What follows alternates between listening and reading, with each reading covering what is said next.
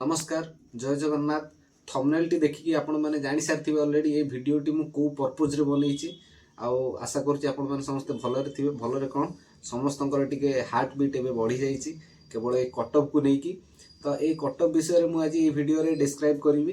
तो कटअप काहे कि हमें एनालिसिस जो करूछु 30 रु 32 भीतर जीवो काहे कि एनालिसिस करूछु विथ प्रूफ मु आपनकु ए वीडियो रे सजेस्ट करिवि।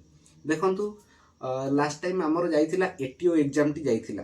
ए जो एटीओ एग्जाम टी जाइथिला ए तळे देखि परथिबे आपण माने मु तार नंबर गुराक सब देई देइछि काहार केते कटअप जाइथिला। आपण माने सुनिले आश्चर्य हेबे एटीओ रे भी से 1:5 रेशियो रे तांकर पिला मेन एग्जाम पई क्वालिफाई करिथिले।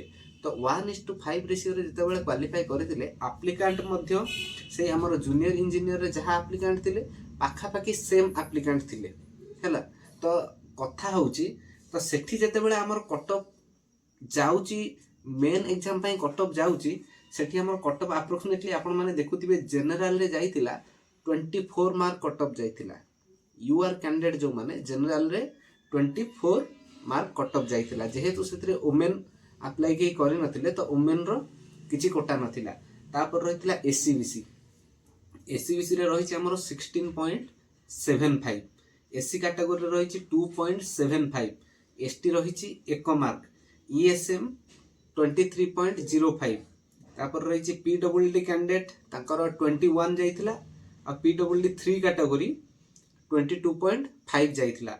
हाँ एते कम मार्क तो हमें एक्सपेक्ट कर परिबानी किंतु हमर टेक्निकल रो कटअप जते जाउची ताठू गोटे 2 मार्क हायर किंबा लोअर साइड एई दीटा संभावना अछि।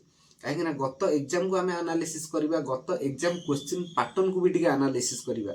से गत एटीओ आपण माने भी निजे ट्राई करथिबे विभिन्न टेक्स्ट बुक हो किबा जेकोसी एप्लिकेशन थ्रू रे आपण माने एग्जाम देथिबे। देई सरला परे तार क्वेश्चन लेवल देखिथिबे से question level to a question level बहुत डिफरेंस थिला। आ ता कटअप अपेक्षा एनालिसिस कले हां एथिरे कैंडिडेट अधिका जेहेतु अछंती तो एथिरे आउ टिके ताठू अधिका कटअप जाई पारे। तो प्राय भी एनालिसिस करके यूट्यूब रे सब माने छाडुचंती कि 28 टू 30, 30 टू 32 किंतु ए जो एनालिसिस टा अछि मोस्ट प्रोबेबली ठीक ठाक एनालिसिस अछि। काहे ना 30 रु 35 मैक्सिमम कटअप धर नियंतु 35 भीतर हमरो जीवार अछि।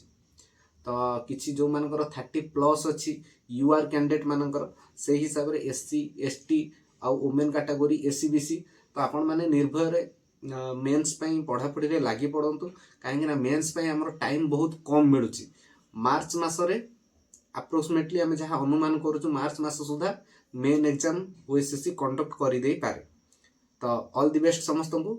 मोर आशा समस्त वीडियो टिकु बहुत भल पाइबा देबे। आ हां आपण मानकु कोन केमिते लागुची कटअप जीवो जो मानकु लागुची जे you are male candidate 30 cutoff जीवो से माने कमेंट बॉक्स रे निहाती कमेंट करिकी जणातु। जय जगन्नाथ।